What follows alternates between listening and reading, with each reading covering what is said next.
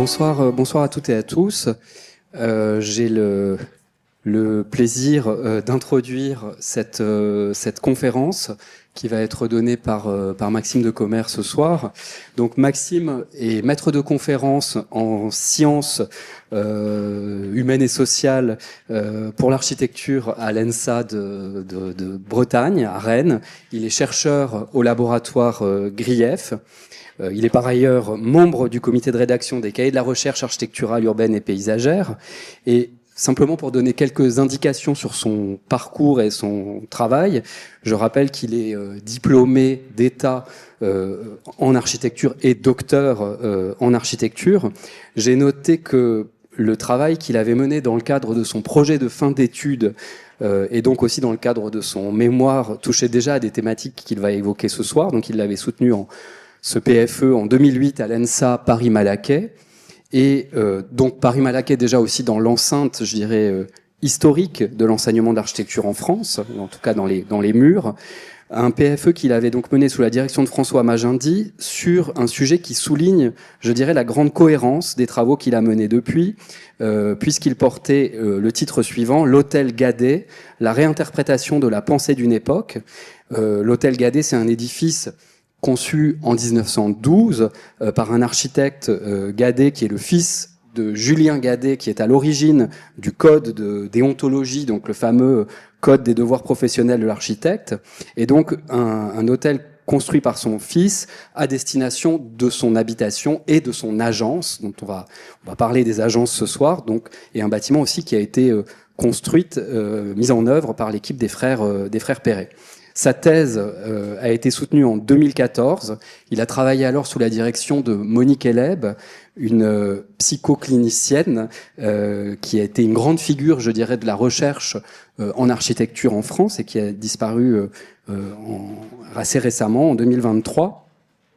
Cette thèse a abouti à une première publication importante en 2017 aux presses universitaires de Rennes. Donc c'est les architectes au travail, l'institutionnalisation d'une profession 1940. Je vais poser les ouvrages ici et vous pourrez les feuilleter peut-être à la fin de la conférence. Il y démontre que quelque part, en dépit d'une représentation a priori homogène ou unitaire, les sources de la pratique libérale des architectes sont peut-être plus anciennes et plus diverses, tout comme les contours des missions qui ont été dévolues aux architectes au fil du temps, et peut-être les frontières aussi entre les pratiques publiques et privées. Dans la foulée de cette thèse, Maxime a enseigné dans plusieurs ENSA, à Bordeaux, à Rouen, à Malaquais, avant sa titularisation donc à l'ENSA de Bretagne, à Rennes, en 2017. Il a participé à plusieurs chantiers de recherche nationaux autour de l'histoire de l'enseignement de l'architecture en France, le programme ENSA 20, le programme financé par l'Agence nationale de la recherche ENSARCHI. Il a travaillé dans ce cadre-là sur les enjeux notamment et les liens entre la formation et la profession et la professionnalisation. Et il participe actuellement à un autre programme financé par l'ANR, donc Agence nationale de la recherche, qui s'appelle ProMet Urba 21. C'est les architectes urbanistes et paysagistes face aux défis du 21e siècle, qui questionnent justement les évolutions très contemporaines des pratiques professionnelles de ces diverses professions, justement. Je voudrais signaler enfin d'autres publications de Maxime depuis celle de sa thèse. En 2020, avec Valérie Nègre et moi-même, nous avons co-dirigé un double numéro assez dense des cahiers de la recherche architecturale et urbaine et paysagère consacré à l'agence d'architecture du 18e au 21e siècle. Et on co-écrivait dans l'introduction de ce numéro que c'était une sorte de pari visant à poser les jalons d'analyse d'un objet d'étude socio-historique singulier. Nous faisons l'hypothèse qu'il permettrait d'outrepasser les traditionnels récits héroïques, focalisés autour de la figure d'un architecte charismatique, laissant dans l'ombre la complexité et la variété des conditions de production de l'architecture. Plus récemment, nous avons aussi coopéré et publié un entretien réalisé conjointement avec l'architecte Manuel Gautran, où on tente de cerner et de discuter avec cet architecte autour du parcours d'une femme architecte de la génération des années 90, puisqu'elle était lauréate des albums de la jeune architecture en 1992. Maxime a comme ça plusieurs collaborations. Et il a collaboré aussi plusieurs fois avec Anne Debar, qui était enseignante à l'ENSA Paris-Malaquais, et notamment autour de la publication récente d'un ouvrage très, très beau, très élégamment illustré, qui fait suite à une exposition sur l'histoire des bâtiments de l'École des Beaux-Arts. Et vous savez que c'est un édifice qui regroupe aujourd'hui deux institutions distinctes, puisqu'il y a d'un côté l'École des Beaux-Arts et l'École nationale supérieure d'architecture de Paris-Malaquais. Et voilà, ça pose toute une série ça remet en perspective quelque part l'évolution de ces lieux. Et enfin, toujours avec Anne Debar, mais aussi avec Juliette Pommier, ce trio que vous formez vient de livrer un dernier et très stimulant dossier des cahiers de la recherche, intitulé cette fois-ci « Les pédagogies de l'architecture de la ville et du paysage, nouvelle donne au XXIe siècle ». Donc, les cahiers de la recherche, c'est une revue totalement en ligne. Vous pouvez trouver ça donc en ligne, interrogeant les évolutions récentes de l'enseignement, où je dirais les pratiques, notamment expérimentales, semblent connaître un regain. La conférence de ce soir, je vais évidemment laisser Maxime s'exprimer, mais elle revient sur certains des enjeux, je pense, qui a été soulevés dans sa thèse, et je dirais qu'elle s'inscrit plus largement dans un cycle et une dynamique que nous portons à l'ENSA Strasbourg, qui intéresse particulièrement les chercheurs de l'UMR Arches autour de l'histoire de la profession et des pratiques professionnelles.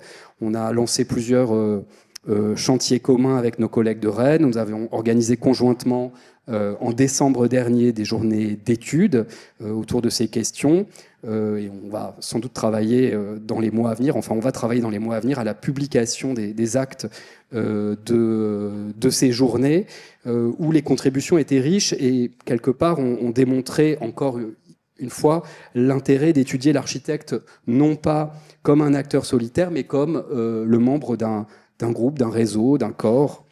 Et en écho à la conférence qui est donc donnée ce soir par Maxime et qui va permettre d'offrir un premier éclairage socio-historique et essentiel, Véronique Biot viendra ici même le 2 avril prochain donner une conférence baptisée « Les architectes entre fabrication néolibérale de la ville et pratiques alternatives » où elle donnera une perspective sur les évolutions contemporaine. Donc Maxime, je te remercie encore très chaleureusement de ta venue et de ta contribution et je me réjouis de t'entendre.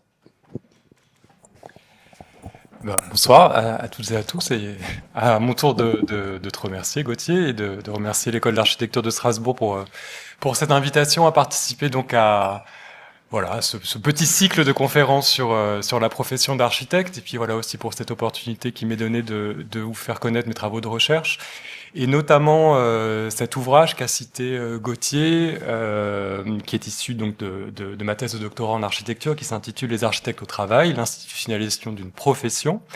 La conférence que je vais vous proposer ce soir va s'attacher, je l'espère, à vous transmettre quelques éléments de connaissance sur ce vaste sujet qui est l'histoire de la profession d'architecte en France. Et pour le faire, j'ai choisi d'envisager les choses selon deux aspects, deux manières peut-être d'entrer dans le sujet. La première, c'est de parler de cette notion de profession. Les architectes et l'architecture comme une profession que l'on dit de tradition libérale, qu'on dit aussi profession libérale réglementée, même si, vous le savez sans doute, en fait, à l'échelle de la longue histoire des architectes, cet état de fait, il est assez récent. La protection du titre d'architecte, le fait que tout le monde ne puisse plus se dire autorisé à porter le titre, cela ne date que de la loi du 31 décembre 1940. Et puis ce qu'on appelle la protection de la fonction des architectes, c'est encore plus récent, c'est la loi du 3 janvier 1977 qui a instauré un monopole, qu'on dit partiel, pour les architectes. Donc, entrer par ce sujet, cette notion de profession, et puis inscrire mes pas dans ceux de chercheurs, je pense à Jean-Pierre Épron, je pense à Raymond de Moulin, j'en dirai quelques mots après, qui ont été parmi les premiers à proposer cette notion d'institutionnalisation de la profession. Mais je ne voudrais pas ce soir uniquement rentrer dans ce sujet par une histoire institutionnelle et une histoire de la constitution du groupe socio-professionnel des architectes. Et je voudrais vous proposer aussi d'envisager l'architecture et les architectes comme un métier, comme un travail au sens assez prosaïque d'une activité quotidienne qui permet de subvenir à ses besoins, d'avoir une forme de rémunération. Et donc aussi d'envisager ce sujet avec des questions qui peut-être interrogent encore les architectes aujourd'hui sur la définition de leur mission, sur la répartition du travail entre les architectes et leurs partenaires, sur la division du travail, notamment au sein des agences d'architecture, sur la question des modes d'exercice. Qu'est-ce que c'est qu'être architecte libéral, associé, salarié? Ça confère à des valeurs qui n'ont pas la même reconnaissance et qui ne donnent pas la même légitimité dans ce milieu professionnel de tradition libérale. Donc essayer d'articuler une histoire de la profession et une histoire du métier, tout en commençant, je vous le disais quand même, en revenant sur les travaux existants sur le sujet, des travaux qui, jusqu'alors, davantage qu'une histoire de l'évolution des manières de travailler des architectes, s'était attaché à reconstituer la constitution donc de leur groupe professionnel et avait mobilisé donc cette notion d'institutionnalisation d'une profession. On peut citer Jean-Pierre Éperon, qui dans les années 80 était parmi les premiers à mobiliser cette notion. Il avait été devancé par une sociologue, Raymonde Moulin, et toute son équipe qui, dès 1973, avait livré une enquête qui s'appelait « Les architectes métamorphose d'une profession libérale », dans laquelle on trouve en introduction tout un propos sur le processus qu'elle nomme, elle, de professionnalisation.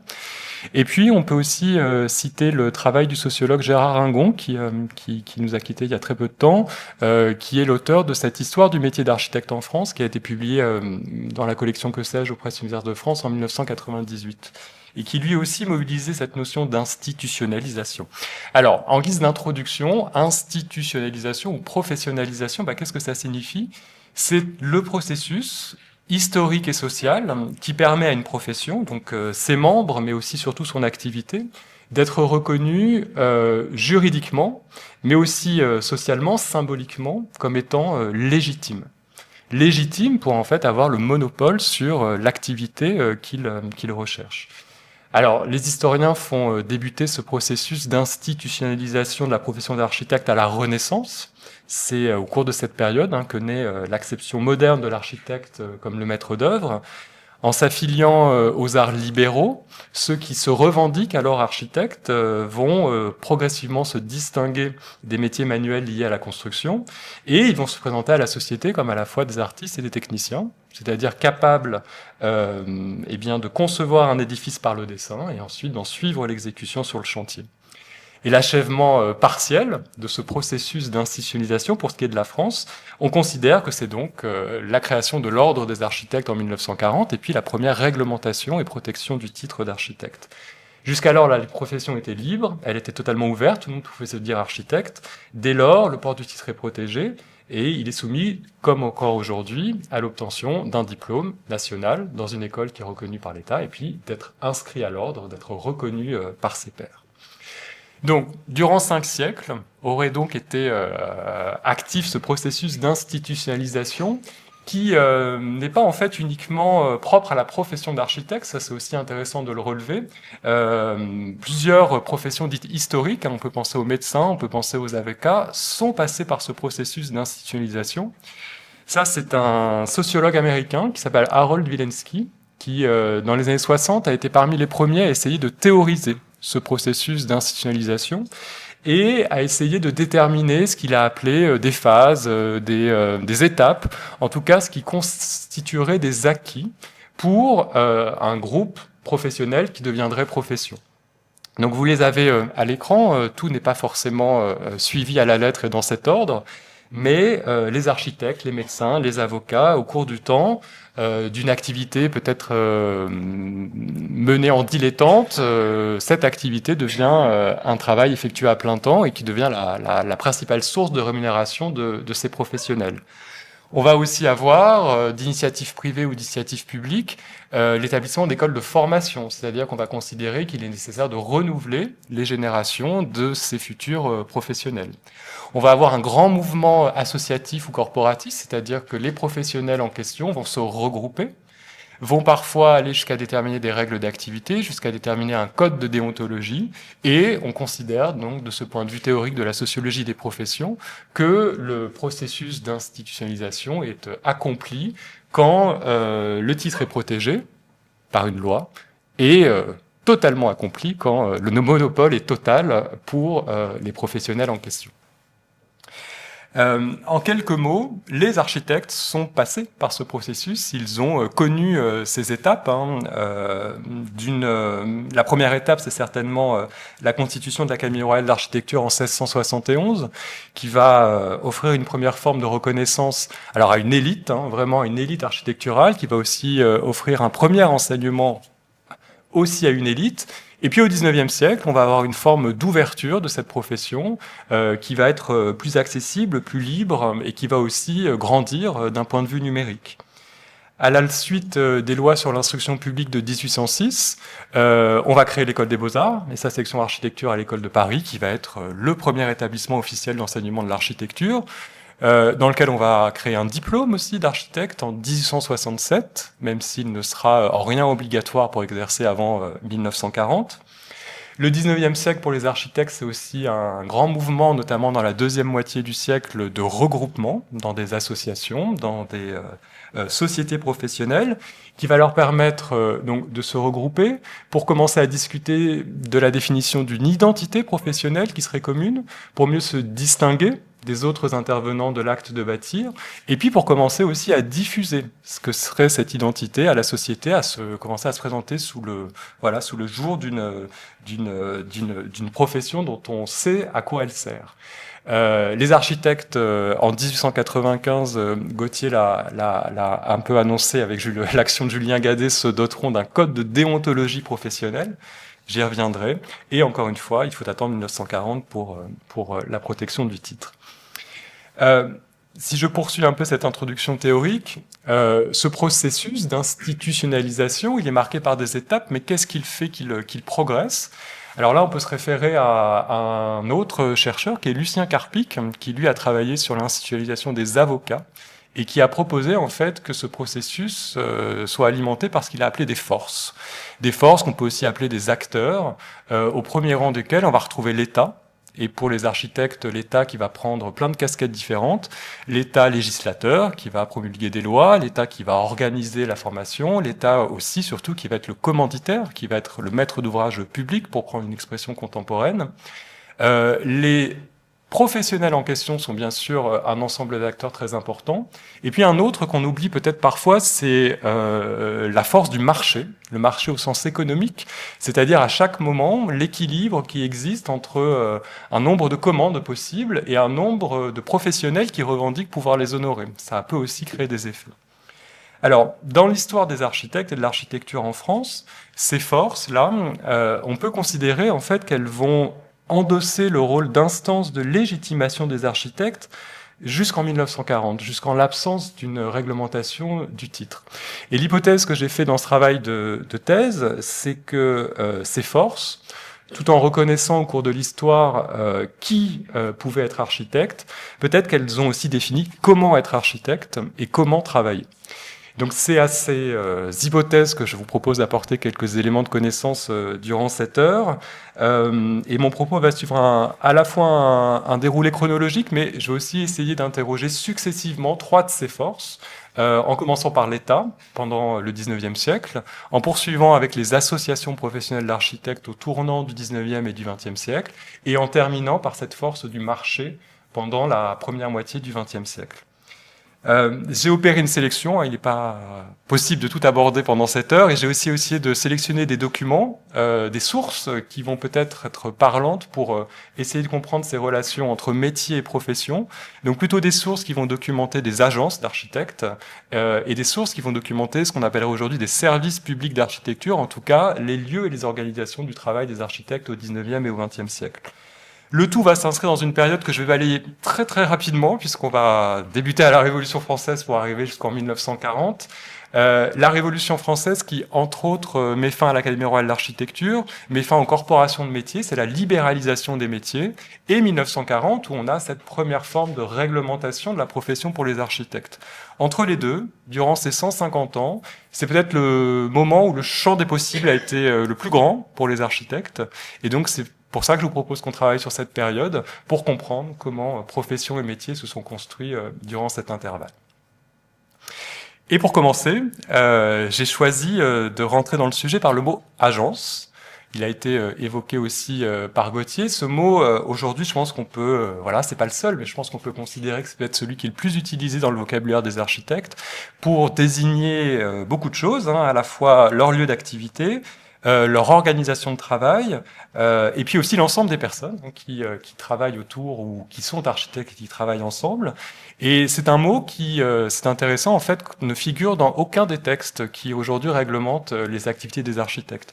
Quand on regarde la loi de 77 sur l'architecture, quand on regarde le code des devoirs professionnels, quand on regarde même la convention collective, on ne retrouve pas le mot agence. On parle d'entreprise, on parle de société, mais pas d'agence.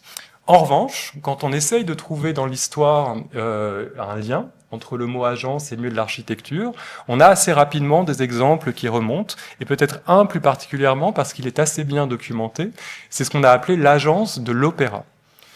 L'agence de l'Opéra, c'est en fait l'agence de travaux de l'Opéra qui aujourd'hui s'appelle l'Opéra Garnier, hein, qui a été construit à Paris entre 1060 et 1074.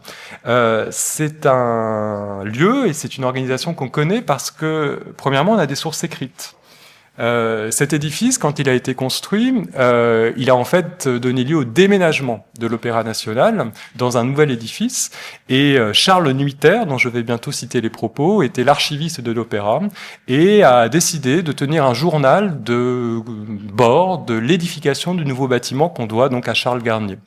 Et dans ce livre qui s'appelle Le Nouvel Opéra, qui date de 1075, voilà ce qu'il nous dit sur l'agence.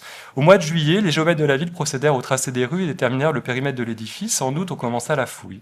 En même temps, on avait construit à la hâte un petit bâtiment élevé d'un seul étage, c'était l'agence des travaux. Cette modeste bâtisse, c'était l'âme du nouvel opéra. Bicoque provisoire dont quelques coups de pioche devaient disperser les débris, c'était comme l'œuf d'où allait sortir pour se développer et dominer Paris, l'immense ensemble des constructions du nouvel édifice. De là, chaque jour, pendant des années, on vit partir d'un pas alerte un homme vêtu du costume le plus modeste, coiffé d'un feu, tenant à la main une canne, presque un bâton, qui servait à sonder un joint ou à tracer un croquis sur le sol. C'était l'architecte, suivi de ses inspecteurs, allant faire la tournée de chantier, en examinant minutieusement ses travaux, puis rentrant à l'agence pour reprendre le crayon, donner ses ordres, trancher toutes les questions, prendre parti, le prendre vite. Alors, au-delà de la description qui est toujours un peu ambivalente des architectes, c'est toujours des personnes modestes mais qui ont de grandes choses à faire dans le monde. Ce qui est intéressant aussi, c'est que cet exemple, on a des représentations iconographiques. C'est un des rares exemples. On est en 1869. En fait, le chantier a été documenté par deux photographes. Donc, cette agence des travaux dont il parle, Charles Nuiter, vous l'avez sous les yeux, c'est ce qu'on appellerait aujourd'hui une sorte de baraque de chantier. En fait, c'est un édifice provisoire qui est édifié sur le lieu de construction de l'opéra. Au rez-de-chaussée, vous avez ce qu'on appelle des magasins et des réserves. Et puis, au premier étage, il y a des bureaux. Et des bureaux dont on a une image d'un des bureaux de l'intérieur qui nous donne à voir qu'est-ce que c'est que cette agence des travaux de l'opéra. Cette image, elle est intéressante, elle est posée, hein, c'est-à-dire qu'on nous donne tous les indices pour comprendre où on se situe, de quel édifice il s'agit. Garnier, c'est le deuxième, là en partant de la droite. Il n'a pas l'air d'être... Voilà, on peut se poser la question de savoir s'il est heureux ou non d'être entouré de ses collaborateurs et de prendre la pause.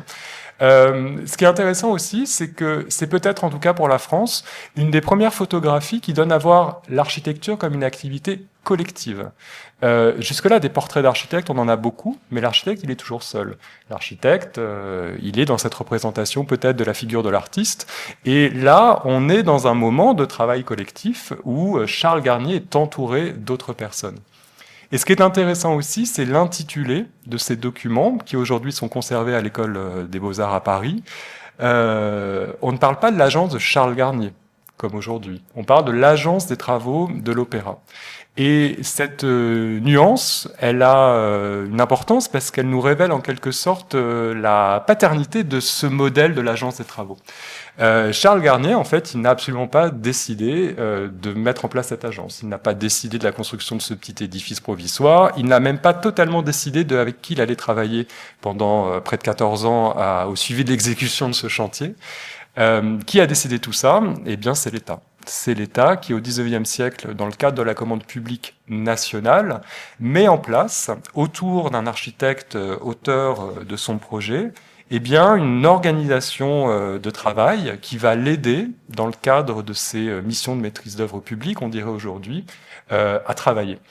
Et là, on voit les choses au milieu du XIXe siècle avec cet exemple de l'agence de l'Opéra, mais cette organisation, elle est en fait antérieure. On la doit à la création, au lendemain de la Révolution, du nouveau ministère de l'Intérieur qui va s'adjoindre les services d'une nouvelle administration qui s'appelle le service des bâtiments civils. Alors, ce service des bâtiments civils, je vais vous en dire quelques mots, c'est un peu de l'histoire administrative, mais c'est quand même intéressant de comprendre d'où vient l'organisation du travail. Ce service des bâtiments civils, c'est donc une institution de l'État, je vous l'ai dit, elle est fondée en 1795, elle cumule en fait des compétences qui existaient déjà, mais qui étaient dispersées dans plusieurs services, dans les services de la voirie, des ponts et chaussées, de la surintendance des bâtiments du roi, de l'Académie royale de l'architecture aussi. Et ce service, comme son nom l'indique, en fait, il a la gestion des bâtiments civils. Donc civils, à entendre dans le sens des bâtiments qui concernent les citoyens, donc les membres de cette nouvelle société qui est le fruit de la Révolution. Et l'État va donc avoir la volonté d'équiper la France et va décider de la création de ce service pour contrôler la conception et l'exécution de tous les édifices publics construits en France. Donc c'est une tâche gigantesque que confie l'État à ce service des bâtiments civils, puisque d'un simple lavoir communal à un monument national comme l'Opéra, tous les projets d'équipement public, on dirait aujourd'hui, qu'ils soient financés sur des budgets municipaux, départementaux ou directement ministériels, c'est-à-dire de l'État, doivent être validés par ce Conseil des bâtiments civils. Donc pour y parvenir, vous le voyez sur la diapo, il y a en fait deux entités qui constituent ce service administratif. D'un côté, on a ce qu'on appelle le Conseil des bâtiments civils. C'est une commission qui est composée d'architectes qui progressivement seront les architectes les plus éminents qui vont un peu terminer leur carrière au sein de cette commission.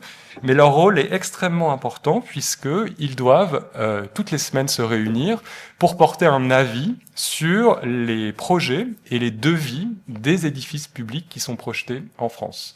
Et leur rôle est extrêmement important en termes d'accompagnement à la conception du projet qui peut être proposé par leurs confrères, parce qu'ils peuvent se prononcer sur de nombreux points, les matériaux, les solutions constructives et structurelles, le plan dans sa composition, dans sa liaison, jusqu'à un niveau de détail important, la statuaire, tout ce qui est d'aspect décoratif, tout peut être remis en question. Et bien sûr, ils doivent porter un avis sur les devis, sur les montants envisagés, et donc sur le coût désormais que l'État va devoir supporter en tant que commanditaire pour ces ouvrages publics. Son rôle a été extrêmement important au Conseil des bâtiments civils durant tout le XIXe siècle. Certains historiens, on peut penser à Antoine Picon, ont montré que voilà, il a eu un rôle de contrôle architectural extrêmement puissant, et ce jusqu'à la Première Guerre mondiale. Mais l'État ne va pas arrêter là sa volonté de contrôler l'architecture publique, et au-delà de la phase de conception qui est accompagnée, il va aussi jouer un rôle dans la phase d'exécution. Et donc c'est la deuxième entité, c'est le service des travaux, où on retrouve les agences de travaux, dont celle de l'Opéra Garnier est un exemple.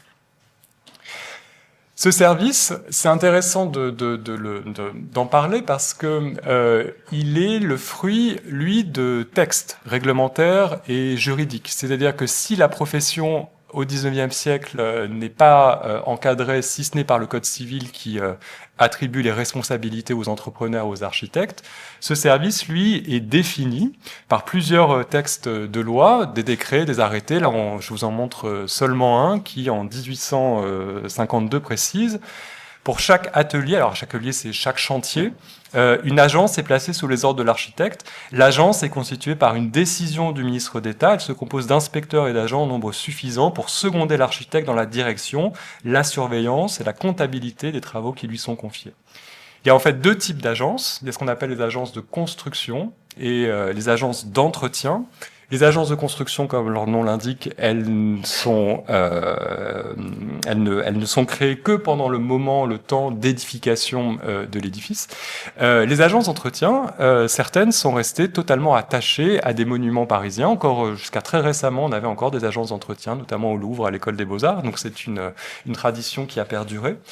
Et pour vous donner une petite idée du nombre, on peut s'appuyer sur ce type de bâtiment, de documents qu'on trouve aux Archives nationales dans le fond des bâtiments civils. En 1814 à Paris, il y avait par exemple 29 agences d'entretien et 27 agences de construction.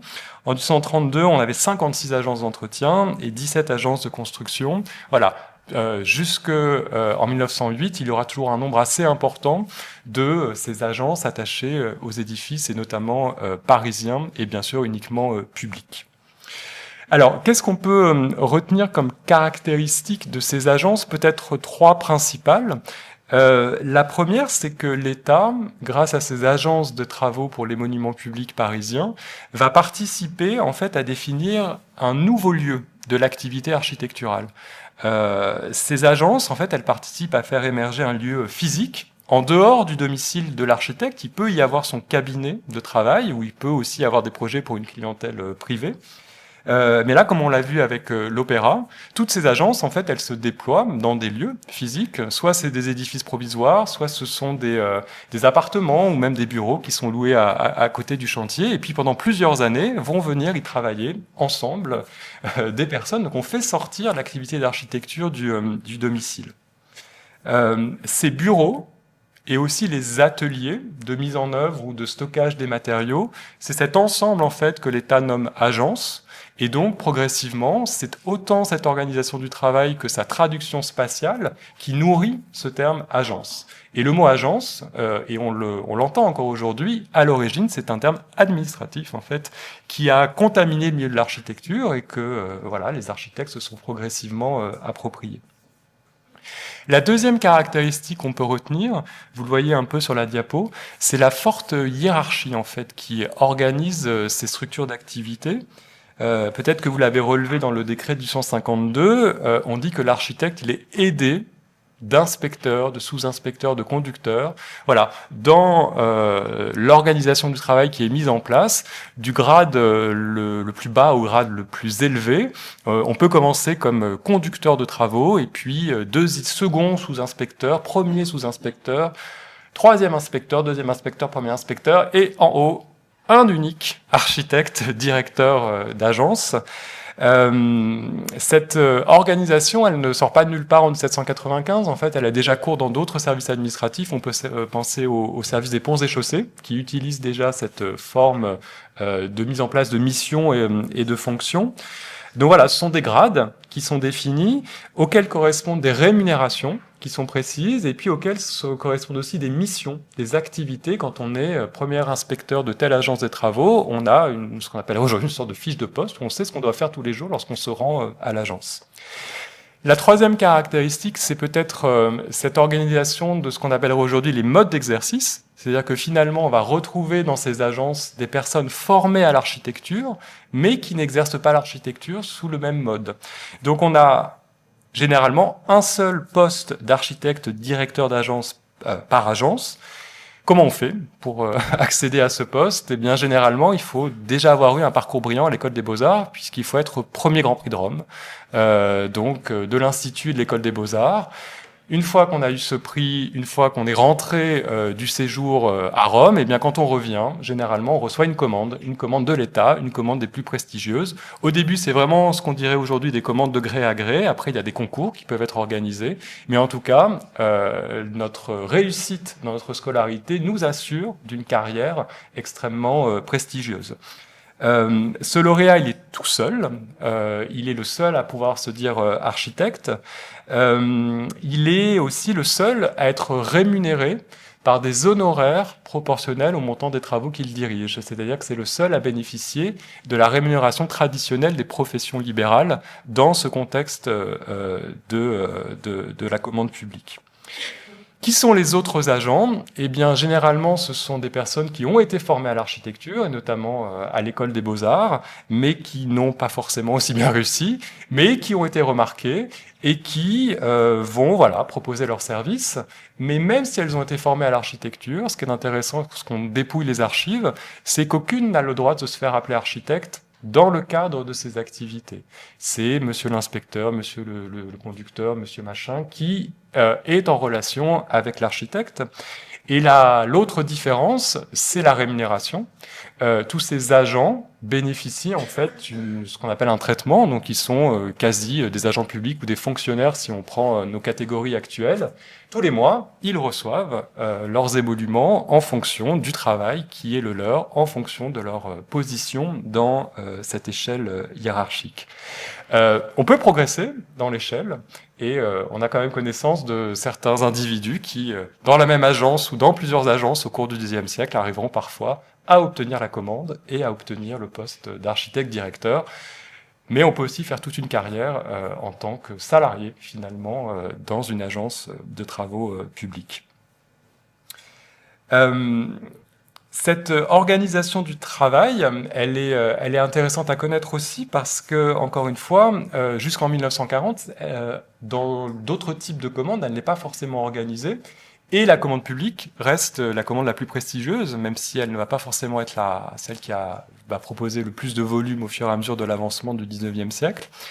Et cette organisation du travail, je vous la présente là du point de vue des individus, mais on peut aussi comprendre que l'État, avant d'organiser une hiérarchie, a surtout travaillé sur ce qu'on pourrait appeler la normalisation du projet aussi, de l'acte de la construction.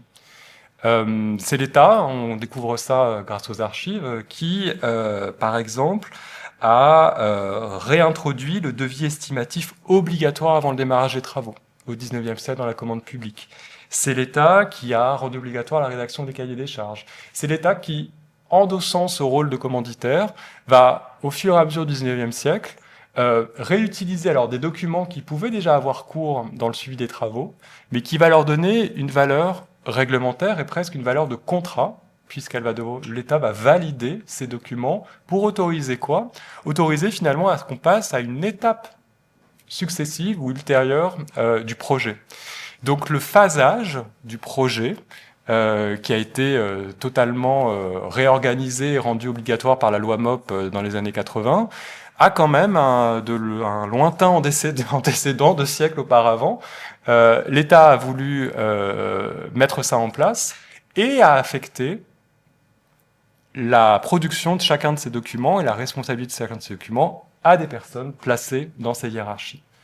Donc la division du travail que l'on peut observer dans ces agences publiques, elle répond aussi à cette volonté de l'État de normaliser l'acte de construction. Ce qu'il faut bien avoir en tête, c'est que cette organisation, cette division du travail, si elle développe la collaboration, elle ne signifie pas encore ce qu'on pourrait appeler la conception collective ou la signature collective. L'affirmation de 2 auteurs ou plus pour revendiquer un même bâtiment, c'est une conception qui est encore très difficile à admettre au XIXe siècle. Les effectifs des agences, ils sont parfois extrêmement nombreux, importants. Pour vous donner un simple exemple, dans les années du 150, quand on va décider d'achever le Louvre, donc de construire le long de la rue de Rivoli l'aile qui va permettre de rejoindre le palais du Louvre au palais des Tuileries, là aujourd'hui il y a le musée des arts décoratifs.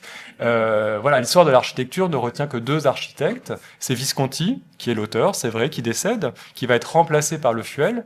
Mais les archives montrent qu'il y a eu 70 architectes en fait qui ont travaillé dans cette agence et qui ont permis de faire s'élever cette aile du Louvre. On a un autre exemple qui nous permet aussi de voir que les architectes eux-mêmes sont volontaires en fait dans cette idée de ne pas forcément valoriser le travail collectif. En 1812, on est toujours à Paris, on est dans l'agence des travaux de l'Université de Paris. L'Université de Paris en 1812, c'est quelques bâtiments sur la montagne Sainte-Geneviève, dans le 5e arrondissement, autour de l'école normale. Et l'architecte qui est en charge de cette agence, il s'appelle Poyer, et en 1812, il a 70 ans. Et il travaille encore, mais il ne travaille plus forcément de manière aussi efficace aux yeux du service des bâtiments civils, qui va proposer de lui adjoindre, de le faire collaborer, de le faire signer en fait avec un autre architecte qui s'appelle Damem. Et on a les lettres que cet architecte envoie au service des bâtiments civils, des extraits. Je connais trop votre justice. Alors Monseigneur, c'est le ministre de l'Intérieur, pour me persuader que votre Excellence veuille me déshonorer en m'adjoignant un autre architecte pour exécuter des travaux qui me concernent. Votre Excellence ne peut se dissimuler que si elle m'en donnait maintenant, surtout pour une construction qui ne doit concerner d'autres architectes que moi, il semblerait à tout le monde que je manque de talent suffisant ou de probité pour bien exécuter ces monuments. Donc ça, c'est un exemple, il y en a d'autres. Ça montre deux choses, c'est qu'il y a quand même toujours cette volonté de rationalité dans l'organisation du travail du point de vue du service administratif, et il y a la volonté des architectes. Vous voyez le champ lexical qui est utilisé, c'est une forme de déshonneur, on va mettre en cause ses talents, on va mettre en cause sa probité aussi peut-être. Donc voilà, la co-signature, ça n'existe pas. Le salariat, il existe dans ces agences, mais c'est une position temporaire en fait, c'est un échelon à gravir pour un jour, si vous êtes un bon architecte, arriver à exercer en votre nom et à exercer votre talent de manière personnelle. Je vous parle beaucoup de ces agences, mais c'est parce qu'elles ont eu un impact assez important, d'autant plus que à partir de la deuxième moitié du XIXe siècle, on va diffuser ce modèle à d'autres, ce qu'on pourrait appeler d'autres services publics d'architecture. Il y a deux formes de diffusion qu'on peut relever. On a une première forme qu'on pourrait dire de décentralisation et puis une autre forme de spécialisation. La première forme de décentralisation, on la retrouve au service d'architecture de la ville de Paris du département de la Seine, qui est créé en 1831 et qui dès lors va avoir la responsabilité des édifices publics sur budgets communaux. Et puis à partir des années 1840, face à l'augmentation du nombre d'édifices publics qui sont projetés, on va créer un conseil des bâtiments civils dans chaque département. Et puis on va commencer à créer des postes aussi d'architectes communaux ou d'architectes départementaux. Et puis, l'autre forme de diffusion qu'on peut relever, c'est ces formes de spécialisation où progressivement, soit par l'intérêt par exemple des questions patrimoniales, par l'intérêt du patrimoine des édifices religieux, par le fait que les hôpitaux vont devenir aussi un programme plus nombreux et plus complexe, certains ministères vont créer leur propre service d'architecture, orienté sur une catégorie d'édifices, donc les monuments historiques, ce qu'on a appelé les édifices diocésains, ce qu'on a appelé aussi bien sûr par exemple l'agence des travaux de l'assistance publique. Et ce qui est intéressant, c'est que ces divers services vont en fait prendre pour exemple le service des bâtiments civils et cette organisation en agence des travaux. Ce qui est copié, au début, c'est pas tant le modèle de l'agence qu'encore une fois cette normalisation de la construction qui demande la production de documents, qui demande qu'il soit fait par des individus qui ont des compétences en particulier. Et donc, on va retrouver cette organisation avec un seul architecte, mais plusieurs agents qui sont regroupés dans une agence, un architecte rémunéré par des honoraires proportionnels au montant des travaux, des agents qui sont rémunérés par ce qu'on appellerait la collectivité aujourd'hui publique qui les emploie. Et on a cette diffusion qui s'opère. Et encore plus intéressant, c'est que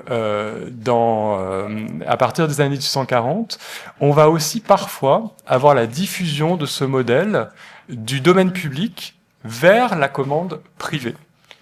À partir de la révolution industrielle, vont naître de nouveaux acteurs, de nouveaux commanditaires, des commanditaires privés. Donc on peut penser à des spéculateurs, à des sociétés immobilières, à des sociétés d'investissement, qui vont se retrouver à avoir finalement la gestion de commandes dont le montant des travaux et dont l'ampleur et dont parfois la complexité n'avaient jusqu'alors d'égal que celles qui étaient gérées par l'État ou par des services publics d'architecture. On peut se souvenir, voilà, hein, que les frères Perret ou la branche française des Rothschild, voilà, ce sont eux qui vont lancer l'aventure du chemin de fer, qui est d'initiative privée, des gares. C'est eux qui vont se lancer dans des fondations philanthropiques, qui vont être aux prémices du logement des ouvriers et ensuite du logement social. Ce sont eux aussi qui vont finalement financer des équipements, on dirait aujourd'hui de consommation, les grands magasins, les grands hôtels, etc. Ce type de commandes, pour pouvoir les gérer, ce qu'on observe, c'est que certaines sociétés immobilières vont en fait se doter de la même organisation du travail. Ils vont faire appel à un architecte qui va être l'auteur du projet et ils vont lui adjoindre toute une organisation autour de lui avec la même hiérarchie, les mêmes fonctions, les mêmes missions. Tout cela va être regroupé dans une agence. La seule différence, c'est que ces agents sont désormais des agents privés et qu'ils sont les salariés d'une société immobilière ou d'une société d'investissement et non plus des salariés publics ou des salariés de l'État. Ce qui est intéressant aussi, c'est de voir que quand ces nouvelles agences du domaine privé émergent, les architectes eux-mêmes deviennent les vecteurs aussi de diffusion et de ces organisations, puisque progressivement, il n'est pas rare non plus de ne faire uniquement carrière que dans un domaine, mais d'être peut-être architecte des bâtiments civils et des palais nationaux, d'avoir une clientèle privée de particuliers et aussi d'avoir parfois des commanditaires qui sont plutôt des sociétés immobilières. Donc, quand on travaille pour plusieurs commanditaires, on peut aussi être dans plusieurs agences et on peut reproduire et répliquer le travail que l'on connaît à un endroit dans un autre. J'en arrive à la fin de la première partie, mais les deux autres seront plus courtes. C'est sur la fin, en fait, de ce modèle des agences des travaux. Parce que tout ça va avoir une fin, tout ça va péricliter à la fin du 19e siècle. Et c'est notamment quand ces commanditaires privés vont commencer à faire leur compte qu'ils vont se rendre compte que entretenir une agence, c'est-à-dire payer les collaborateurs de l'architecte, avoir un local qu'on a acheté ou qu'on loue, payer l'éclairage, payer le papier, les outils, tout ce qui a trait au travail, ça représente en moyenne 10% du montant des travaux d'un édifice dont on a la commande. Et donc, ces sociétés privées vont être les premières à arrêter, c'est-à-dire à proposer que l'entretien ne soit plus du fait des commanditaires, mais qu'on augmente les honoraires donnés aux architectes pour que, avec ce supplément de rémunération, eux-mêmes, ils prennent en charge le salaire de leurs collaborateurs, le coût de ce qu'est une agence. Et à la suite de ces décisions, progressivement, les différents services publics d'architecture emboîteront le pas. C'est le service d'architecture de la ville de Paris qui sera le premier en 1878 à aussi arrêter l'entretien des agences de construction. Et puis le dernier, ce sera le service des bâtiments civils en 1908. Donc voilà, après avoir œuvré de cette manière depuis 1795, les agences de construction en 1908 ne seront plus du ressort de ce service administratif. Ça, c'est une première raison, on va dire une première raison économique qui peut expliquer la disparition de ces agences de travaux dans le domaine public. On peut avancer une deuxième hypothèse ou une deuxième raison. C'est aussi lors de cette période la montée en puissance des architectes aussi. Le fait qu'eux-mêmes soient de plus en plus présents et investis dans des associations professionnelles, dans des sociétés professionnelles, pour faire exister une coloration plus libérale de leur identité et pour essayer progressivement de se défaire aussi de l'État et de l'action de l'État dans l'organisation de leur travail. Donc la deuxième partie du 19e siècle, c'est vraiment un moment de grande intensité associative pour les architectes. C'est le moment de grands débats. Ce sont plusieurs sociétés d'architecture qui cohabitent en fonction de raisons géographiques, doctrinales ou autres. Et c'est des sociétés qui ne sont pas toujours d'accord sur tous les sujets, sur la question du diplôme obligatoire, sur la question des lieux de l'enseignement. On est encore toujours avec uniquement l'école des Beaux-Arts qui existe à Paris. Hein. On a des écoles des Beaux-Arts municipales qui peuvent un peu former à l'architecture, mais on obtient encore uniquement son diplôme à l'école d'architecture de Paris. Et en 1895, je vais un peu vite, mais c'est pour retenir les faits importants, eh bien, on a pour la première fois l'ensemble des associations professionnelles d'architectes qui se mettent d'accord et qui signent toutes un texte qui est proposé par Julien Gadet, qui est architecte, qui est professeur de théorie à l'École des Beaux-Arts, qui est surtout le président de la Société centrale des architectes à ce moment-là, qui est peut-être la société qui à ce moment-là compte le plus d'adhérents, et puis c'est la Société parisienne aussi, qui a été une des premières fondées. Voilà, tout le monde se met d'accord pour signer, et donc faire appliquer aux sociétaires des associations ce texte qui s'appelle le Code des devoirs professionnels de l'architecte envers lui-même, ses confrères, les clients, les entrepreneurs. Ce texte, là je m'adresse plus aux étudiants, mais si vous ne l'avez jamais lu, je vous conseille de le lire, parce que il est très proche du code de déontologie qui sera promulgué en 1941, et dans un sens, il est encore assez proche de ce que les architectes peuvent trouver dans le code qui est encore le leur aujourd'hui. En 1895, il est construit en 3 parties. Les devoirs de l'architecte envers lui-même, je vais arriver, et envers ses confrères, les devoirs de l'architecte envers ses clients, et les devoirs de l'architecte envers les entrepreneurs et le personnel du bâtiment. Alors, ce texte, il a valeur de code pour les architectes, et il a valeur aussi un peu de document de présentation de ce que sont les architectes en France pour l'ensemble de la société. Donc, c'est un texte très important qui va permettre d'essayer de mettre tout le monde d'accord sur ce que c'est qu'un architecte. C'est un artiste, c'est un praticien à la fois. Sa fonction est de concevoir et d'étudier la composition d'un édifice, d'en diriger et surveiller l'exécution, de vérifier et régler les comptes de dépenses. Il est rappelé que l'architecte exerce une profession libérale et non commerciale. Donc voilà, on essaye de donner des garanties aussi, et puis de dire ce qu'est un architecte et ce qu'il n'est pas, par rapport à un entrepreneur, par rapport à un géomètre, par rapport à un ingénieur, etc. Donc on a une forme d'affirmation aussi des identités professionnelles.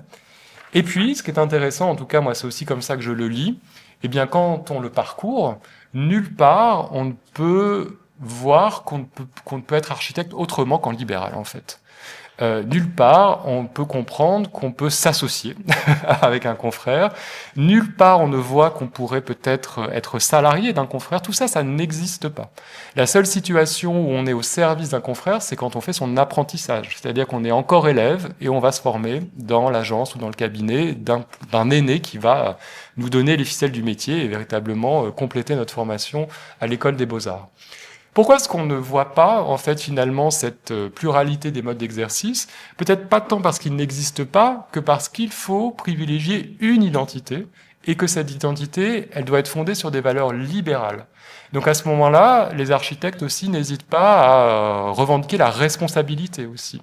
Donc elle est partagée avec les entrepreneurs. Et tout ça, ça ne peut être incarné que par un seul individu.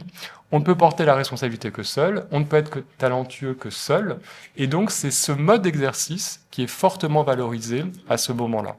Donc c'est à la fois un moment d'union pour les sociétés professionnelles d'architectes, et puis c'est un moment de définition qui va peut-être nier d'autres identités possibles. Pourquoi est-ce que on a aussi cette action, ce texte qui est diffusé à ce moment-là? Parce qu'il ne faut pas oublier, encore une fois, que le titre n'est toujours pas protégé. Et que donc tout le monde peut se dire architecte en France. Et que tout le monde n'exerce peut-être pas l'architecture de manière à honorer cette profession en cours de constitution. Et c'est aussi pour ça qu'on peut imaginer que cette attention à ce que l'architecture soit exercée en nom propre, elle est alors importante. Et ça, on en a une trace dans une autre source. Julien Gadet, je vous ai dit qu'il a été professeur de théorie à l'École des Beaux-Arts. Au début du XXe siècle, il va publier son cours à l'adresse de ses étudiants ou de ses anciens élèves en 4 volumes, si ça vous intéresse. Et dans ces ouvrages, voilà ce qu'on trouve, par exemple, là, il s'adresse à ses élèves ou ses anciens élèves. Ne vous rendez pas chez un de ces faiseurs qui usurpent le titre d'architecte, qui limitent toute leur action à chercher des affaires, qui malheureusement en trouvent, qui ont chez eux une agence, ou plutôt une officine, où ils chargent l'un de composer, combiner, étudier, bien peu la faire récolter, l'autre de faire de même pour une autre affaire, qui donne l'illusion d'une fécondité singulière et d'une diversion extrême dans les productions qu'ils signent, grâce à la variété des auteurs réels. Que faire dans un tel monde? Là, vous ne pouvez être que dupe et complice à la fois, y perdre votre loyauté, y apprendre toutes les inconsciences, sauvez-vous au plus vite et n'apportez pas à ces besognes le concours cyniquement escompté de votre talent. Donc, c'est toujours la même chose. Si vous avez du talent, pourquoi le mettre au service d'un confrère? Si vous êtes un bon architecte, vous aurez une clientèle. Vous pourrez vivre de votre art et de votre talent seul. Voilà, donc peut-être que ça nous rappelle aujourd'hui des manières d'organiser le travail dans les agences, où finalement on est chef de projet et puis on peut être tout à fait l'auteur, en tout cas le concepteur d'un projet, mais c'est le chef d'agence ou simplement les patrons qui vont le signer. Aujourd'hui, ça peut être tout à fait accepté. À la fin du XIXe siècle, ça n'est pas le message que l'on diffuse. Ce qu'on diffuse, c'est que si vous avez du talent, encore une fois, vous devez exercer en votre nom. Tout ça, ça contribue aussi, bien sûr, et je dirais pas grand-chose aujourd'hui de l'école des beaux-arts, mais à entretenir cette identité d'artiste aussi pour les architectes en France au tournant du 19e et du 20e siècle. Donc, on ne valorise pas forcément l'exercice collectif, on ne valorise pas forcément le statut de salarié ou d'associé, même s'ils existent, et on peut mobiliser d'autres sources pour illustrer cette tendance à ce moment-là de l'histoire des architectes. C'est en s'intéressant au lieu d'exercice des architectes. Donc là, je vais vous montrer deux exemples. On est dans les années 1870, on est à Paris, dans le 17e arrondissement. On est chez l'architecte Herman, qui va concevoir et édifier son hôtel privé, sa maison, qui va permettre d'accueillir à la fois sa vie de famille et puis qui va être aussi son lieu d'exercice. Donc vous voyez les choses en coupe. Je ne sais pas si vous voyez la souris. Non, vous voyez pas la souris. Je dois rester près du micro ou pas? Bon, alors, vous verrez par vous-même. Je ne vous montrerai pas les choses. Donc, vous voyez comment c'est organisé. On a un rez-de-chaussée surélevé sur la coupe. On passe cet escalier au-dessus de la cour à l'anglaise. On arrive, ce que vous voyez en plan à gauche au rez-de-chaussée, dans un hall qui distribue à la fois le salon et puis à droite, on a le cabinet de l'architecte. Et cet architecte, il a un bureau des employés. Où se situe ce bureau des employés? Il est au sous-sol, avec les pièces de service, avec les pièces de stockage. Donc voilà, on peut imaginer que même s'il y a ce petit escalier qui relie le bureau de l'architecte à celui de ses employés, un client ou un entrepreneur peut tout à fait rendre visite à son architecte sans savoir qu'en fait il n'exerce pas seul, qu'il a des collaborateurs qui sont du côté de la domesticité. On a un autre exemple, il y en a d'autres dans la recherche. Là, on est dans un immeuble de rapport. On est en 1913 chez l'architecte Charles Hada. Charles Hada, il est l'architecte de cet immeuble de rapport, selon une coutume qui a trait à cette époque, qui est déjà réprouvée, mais qui continue. Il va recevoir des honoraires, mais on va aussi lui donner la propriété d'un appartement dans cet immeuble de rapport. Donc, il a un grand appartement familial qui est à gauche, là, au 6e étage, auquel on accède par l'escalier que vous voyez en haut à droite du plan, qui est l'escalier de l'immeuble. Et cet appartement familial très grand, c'est en fait un duplex. Il y a un petit escalier qui monte, peut-être que vous le voyez, et qui arrive au 7e étage et qui ne dessert en fait qu'une unique pièce. Il n'y a pas de palier, on rentre directement dans ce qu'on appelle le bureau de l'architecte. Pièce qui commande en fait 1, 2, 3, 4 autres pièces qui s'intitulent atelier ou secrétariat. Donc c'est là que se situe aussi l'agence de cet architecte. Et au 7e étage se situent aussi toutes les chambres de bonne en fait dans une répartition très haussmannienne ou post-haussmannienne des choses. Donc on peut aussi imaginer que cet architecte, lui, il a son cabinet et ses collaborateurs, ils prennent l'escalier de service et ils montent à l'agence au 7e étage. Et ça n'est pas un moment où on va valoriser en fait le fait que cet architecte, il a des commandes, il a du travail, il a besoin d'avoir finalement des collaborateurs pour l'aider, mais on ne montre pas ça. Et Charles Hada, on a une photo aussi de son cabinet de travail. C'était un néo Charles Hada. Il était néo tout, donc chaque pièce de son appartement, qui était aussi une sorte de vitrine en fait de son savoir-faire, était néo quelque chose. Et son cabinet de travail, il était néo-gothique, Alors, vous voyez aussi, on est quand même en 1913. Vous voyez aussi quelle image, finalement, Charles Haddad veut donner de lui et de ce que c'est qu'un architecte à ce moment-là, avec cette alcôve, avec ce bureau où, même en 1913, on peut se demander comment un architecte peut travailler uniquement avec ce type de mobilier. Donc voilà, il y a aussi, par d'autres sources et peut-être d'autres moyens, ce constat que à ce moment-là, faire primer les valeurs de l'exercice libéral et de l'identité professionnelle libérale semble être quelque chose de très important pour les architectes. Donc les architectes ont réussi à se défaire un peu de l'État dans leur organisation de travail. Ils ont réussi peut-être à exister davantage par eux-mêmes grâce aux associations professionnelles. Dans une dernière partie, on va voir que tout ça ne va pas durer longtemps, puisque la Première Guerre mondiale va produire d'autres effets, et notamment des effets économiques liés au marché. La Première Guerre mondiale, elle va avoir deux effets principaux. Elle va augmenter l'exercice salarié et augmenter l'exercice associé de l'architecture. Pourquoi ? Parce que la Première Guerre mondiale, elle va provoquer un déplacement des marchés de la commande. Alors qu'auparavant, là, on construisait le plus, c'était bien sûr Paris et les grandes villes de province. Après la Première Guerre mondiale, on est, vous le savez sans doute, dans une situation de marasme économique total. Il n'y a plus de commandes, aussi bien dans le secteur public que dans le secteur privé. Il y a du chômage pour les architectes et aussi bien sûr pour d'autres métiers et professions.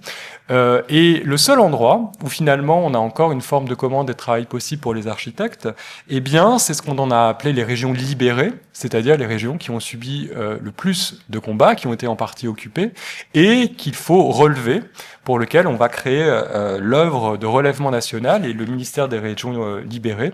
Donc en fait, ces départements, c'est la Meuse, c'est l'Ardenne, c'est l'Oise, c'est l'Aisne, c'est la Somme, c'est les Vosges et la Marne. Donc c'est proche de Paris, mais pas non plus contigu à Paris. Et c'est là qu'on va proposer aux architectes d'œuvrer pour la reconstruction, aussi bien des habitations que des infrastructures, que des équipements. Et donc, ce qu'on constate, c'est que beaucoup d'architectes parisiens, tout en conservant leur agence à Paris, mais dans laquelle il y a très peu de commandes, vont ouvrir ce que certains ont appelé des antennes ou des succursales dans ces régions libérées. Et dès lors, c'est une transformation du modèle d'exercice libéral. Si vous avez deux agences, bien sûr, vous avez des collaborateurs, vous avez un chef d'agence, vous avez des salariés, vous avez des personnes qui vous secondent. Et donc, on est à peine 20 ans après ce code Guadet qui a fondé l'exercice libéral comme étant la règle à suivre. Et déjà, on se contredit. Parce que la réalité du marché de la commande fait que on doit adapter l'organisation du travail.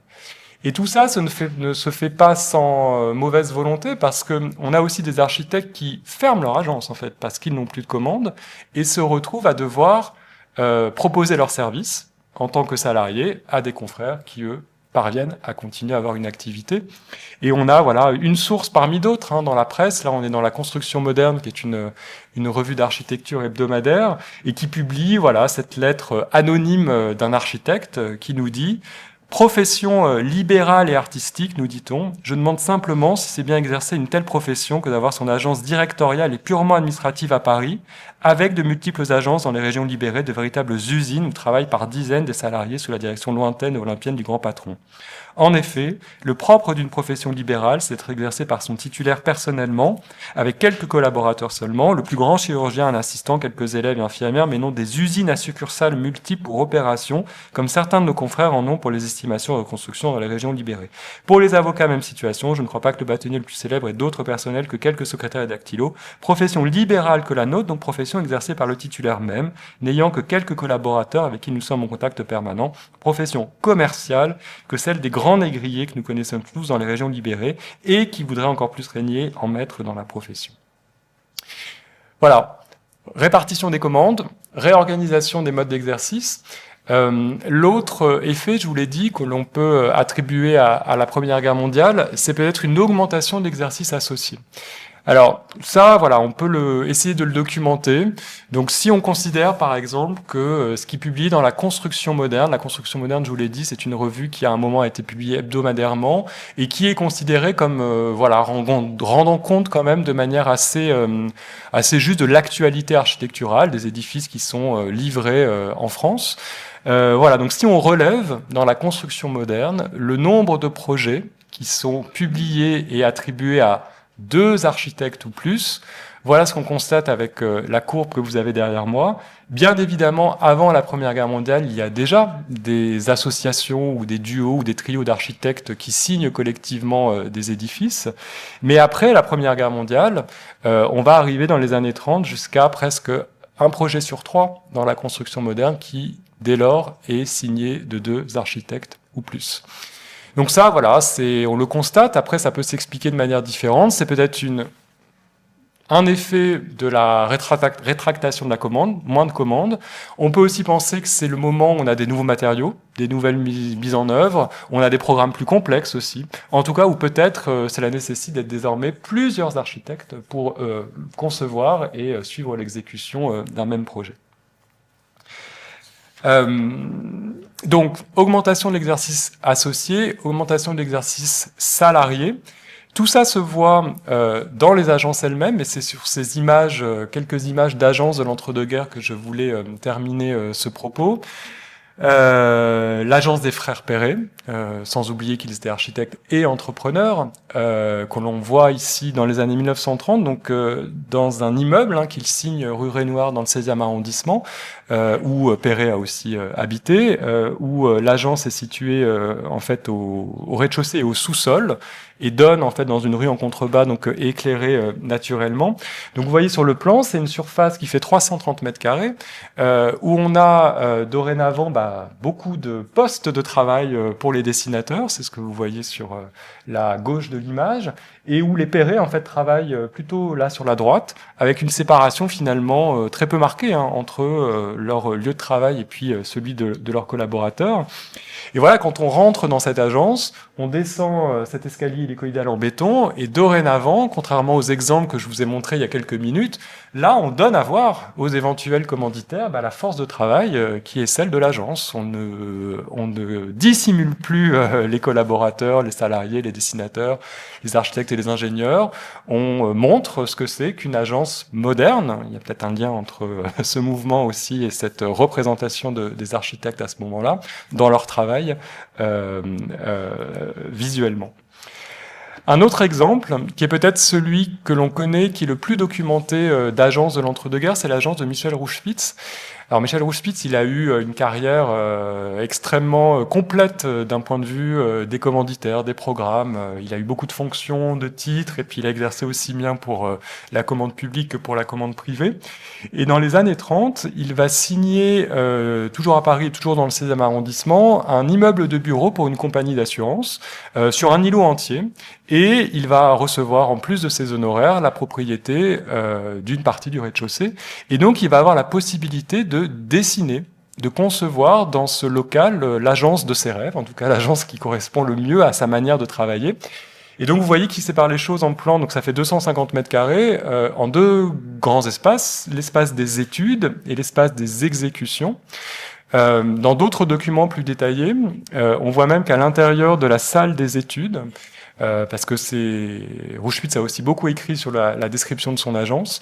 Il y avait toute une volonté vraiment presque de mécaniser l'acte du dessin, puisque Rouchepitz, après avoir produit les premières esquisses, envoyer ces esquisses sur les tables à dessin les plus au fond des études. Et au fur et à mesure que les dessins passaient d'une table à l'autre, en fait, on dessinait à une échelle de plus en plus précise. Et on arrivait à des plans quasi d'exécution qui ensuite passaient dans la partie exécution, où il y avait dorénavant le suivi avec les entrepreneurs. C'est aussi un espace où on va voir apparaître ce qu'on appellerait aujourd'hui les fonctions connexes, comme le secrétariat. C'est quelque chose que je n'ai pas abordé, mais je n'ai parlé que des architectes au masculin, que des architectes hommes.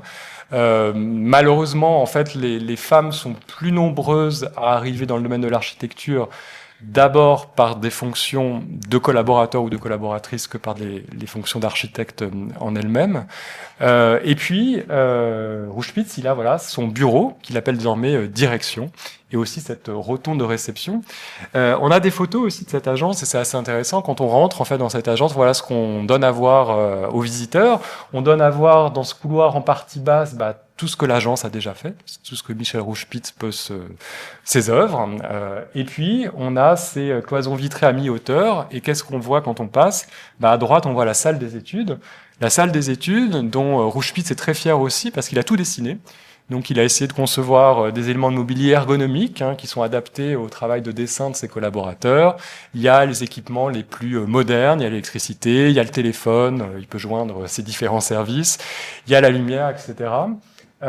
Et puis, il y a quand même peut-être aussi une volonté de démultiplier cet aspect presque d'usine sur ce que c'est que l'architecture. Donc là, on est loin de l'architecture libérale. Quand on est dessinateur chez Rouchepitz dans les années 30, on pointe. En plus, il y a une pointeuse. On doit faire un nombre d'heures de dessin chaque journée. Donc voilà, on est dans une organisation peut-être plus rationalisée du travail. Et Rouchepitz, son bureau, voilà, le bureau du directeur. Ce bureau en lui-même que vous voyez là à l'image qui est en forme de L, c'est en fait, on peut toujours le voir aujourd'hui, il est exposé au musée des Arts décoratifs à Paris, parce qu'en fait c'est un bureau que Rouchepitz, qui était aussi décorateur, avait imaginé pour le salon des décorateurs en 1928. Il l'avait nommé le bureau d'un grand administrateur. Mais il l'a pas vendu, donc il s'en est resservi quelques années plus tard pour lui, même s'il l'a adapté, parce qu'il y a une planche à dessiner sous un abattant. Voilà, il y a quand même un endroit où il revendique toujours faire l'exercice premier des architectes, dessiner. Mais il est attentif aussi au fait qu'il peut classer son courrier, il a son standard téléphonique, et puis vous voyez qu'il y a ce petit retour avec une banquette parce que le fait de sortir les agences, des domiciles, d'en faire un programme aussi d'architecture, ça nécessite de retrouver aussi des fonctions qui jusque-là pouvaient être assurées au domicile. Donc en fait, on va essayer de bien recevoir. Et derrière la porte que vous apercevez vraiment sur la gauche de l'image, il y a ce que Michel Rouchepitz appelle une tisanerie. Mais en fait, c'est un bar où voilà, il peut recevoir du mieux qu'il peut qu'il veut, ses confrères. Voilà, les livres, les bibliothèques sont plutôt dans les cabinets des architectes, dans leurs bureaux. Les espaces de dessin sont plutôt plus épurés. Dernier exemple que je vais vous montrer, c'est celui des Guilbert. Alors les Guilbert, on les connaît moins, c'est les Guilbert père et fils. C'est un duo d'architectes qui se transmet leur agence dans les années 30, qui ont par exemple travaillé au Collège de France dans les années 30. Bon, pour vous montrer que sur le plan, on a aussi cette organisation en service avec la partie pour les vérificateurs, la partie pour le dessin. Et puis on voit apparaître cette nouvelle fonction que vous voyez sur le plan en bas à droite, c'est la fonction de chef d'agence. Ça, c'est quelque chose qui émerge vraiment durant l'entre-deux-guerres, où dans cette organisation du travail, on va faire émerger cette fonction. Et voici une photographie. Les dessinateurs sont en bas, ils sont les uns derrière les autres, ils ont le chef d'agence dans leur dos, qui est juste une petite marche au-dessus, mais encore au-dessus, sur la mezzanine, ils ont les bureaux des architectes patrons de l'agence, dans cette vision un peu panoptique. Pour terminer, pour arriver jusqu'à la création de l'ordre des architectes et pour conclure, voilà, ce qu'on peut retenir peut-être, c'est que même si durant l'entre-deux-guerres et pendant cette première partie du XXe siècle, on peut voir qu'on a eu finalement cet essor de différents modes d'exercice de l'architecture, cette réorganisation du travail des architectes avec toujours la nécessité d'une action collective, l'exercice salarié qui monte, l'exercice associé aussi qui est plus important. Eh bien, en 1940, quand sera réglementé le port du titre et créé l'ordre des architectes, un seul mode d'exercice uniquement sera reconnu pour être autorisé à porter le titre, c'est le mode d'exercice libéral. Il faudra attendre 77, la loi de 77, pour que des salariés ou des associés puissent aussi porter le titre, pour que des sociétés d'architecture puissent être reconnues et être inscrites à l'ordre. Alors, qu'est-ce que ça veut dire ? Ça veut dire que les architectes, en fait, ont primé, voilà, que la représentation qu'ils se faisaient de leur profession, dans cette représentation, ont plutôt primé les valeurs libérales qu'ils voulaient y associer. Voilà, que tout ça a été peut-être plus fort que la réalité des organisations du travail qui étaient nécessaires à cette activité. Et ce constat, on peut l'envisager de deux façons. de façon plutôt négative, c'est de dire qu'en fait, en 1940, cette prise de décision, elle a figé une représentation qui était déjà obsolète, en fait, de la réalité, de l'équilibre des modes d'exercice, de la réalité des identités professionnelles des architectes qui étaient déjà multiples, et elle a finalement entretenu une image qui était déjà anachronique en 1940, et que tout ça n'est sans doute pas sans conséquence sur la crise que les architectes connaîtront dans les années 60 et 70. La manière plus positive de voir les choses, c'est de se dire que ce moment de 1940, c'est une étape très importante du processus d'institutionnalisation. Et, merci, et il reste 2 minutes. C'est une étape très importante du processus d'institutionnalisation. C'est mon côté prof, alors désolé, ça ressort. Et c'est un moment de cohésion professionnelle aussi. Finalement, c'est le moment où les architectes arrivent, via leur société professionnelle, à se mettre ensemble, et c'est un moment d'engagement pour leur profession.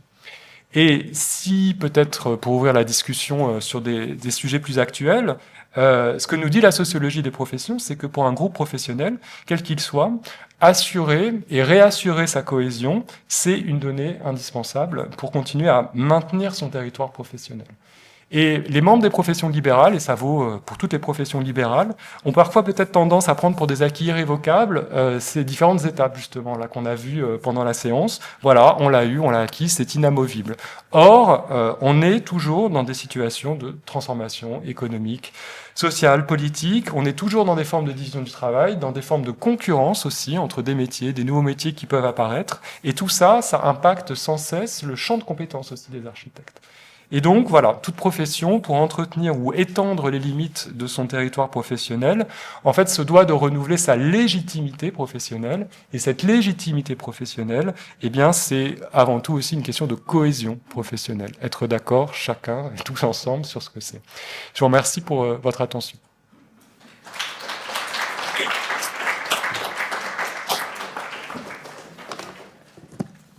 Merci beaucoup, Maxime, pour ta présentation et la très grande précision aussi avec laquelle tu manies ces concepts. J'ai l'impression que certains se sont même encore, ils étaient déjà précis extrêmement dans la thèse et dans l'ouvrage, mais se sont, je dirais, encore précisés depuis, notamment sur les 2 champs, celui de l'histoire de la profession et l'histoire du métier. Moi, je veux bien ouvrir avec une première question. Qui est plutôt sur le lien justement avec les enjeux contemporains, parce que je l'ai pas dit dans la présentation biographique, mais il me semble que tu as livré aussi un certain nombre d'articles de presse où tu as investigué des agences actuelles. Et ça veut dire, je me demande, la lecture historique que tu portes à la fois, je dirais, sur la structuration institutionnelle, sur la profession, sur le métier, mais aussi sur les espaces. Comment ça s'est déployé dans ce cadre, et ça veut dire qu'est-ce qui s'est maintenu dans cette représentation, bon, qu'on la juge obsolète ou pas, mais dans les agences contemporaines que tu as fréquentées, c'est-à-dire qu'est-ce qui perdure de ce modèle-là antérieur à 1940? Alors, ce qui perdure, c'est peut-être, même si on est toujours... alors, ce qu'on constate, par exemple, c'est l'évolution de ce qu'on appelle les raisons commerciales des agences d'architecture. Pendant longtemps, on a eu quand même toujours des noms propres qui caractérisaient l'exercice des architectes, que ce soit en leur nom ou même après quand c'était des structures plus larges. Ces dernières années, on a de plus en plus des noms qui ne réfèrent pas à un nom propre, mais qui peut-être dépersonnalise les choses. Néanmoins, c'est une forme d'affichage qui reste toujours corrélée avec des organisations du travail qui bougent très peu. À part la vague des collectifs, à part cette volonté, cette recherche d'avoir parfois des organisations très horizontales et on va travailler avec des compétences différentes, on est toujours dans des formes très hiérarchisées du travail. Il y a peut-être plus d'associés parfois auparavant en termes de nombre que d'autres, mais il n'y a pas grand-chose qui évolue parce que la quantité de travail, elle est toujours importante et impressionnante. On est aussi toujours dans des formes d'agences, en tout cas en France, qui sont très petites par rapport à d'autres pays par exemple. Et donc, je sais plus, la moyenne encore, c'est 1,9 salariés par agence, quelque chose comme ça en France. Donc ça veut dire que pour les agences où on a des toutes petites organisations, bah, on est toujours dans ce mode artisanal qui peut être très proche de celui qui est connu dans l'entre-deux-guerres. Et pour les grandes agences, on est aussi dans cette obligation d'une forme assez hiérarchisée des choses. Sur les espaces, c'est plus compliqué parce que, voilà, même si j'ai continué à essayer d'enquêter dans des agences actuelles et contemporaines, je peux pas faire un constat ou en tout cas livrer des résultats sur cet aspect spatial. Ce qui peut être intéressant aussi maintenant, c'est de voir que les architectes qui exercent seuls, et en tout cas peut-être une partie de la jeune génération, souvent ne veulent plus exercer chez eux. Et ça, c'est une enquête qui a été faite par Stéphanie Dadour, elle a enquêté sur les architectes en espace de coworking, par exemple, pour essayer de comprendre aussi comment cette dimension du travail au quotidien, elle pouvait être vécue et elle pouvait être soutenue en étant dans des espaces dédiés au travail et où on peut retrouver d'autres métiers que les architectes.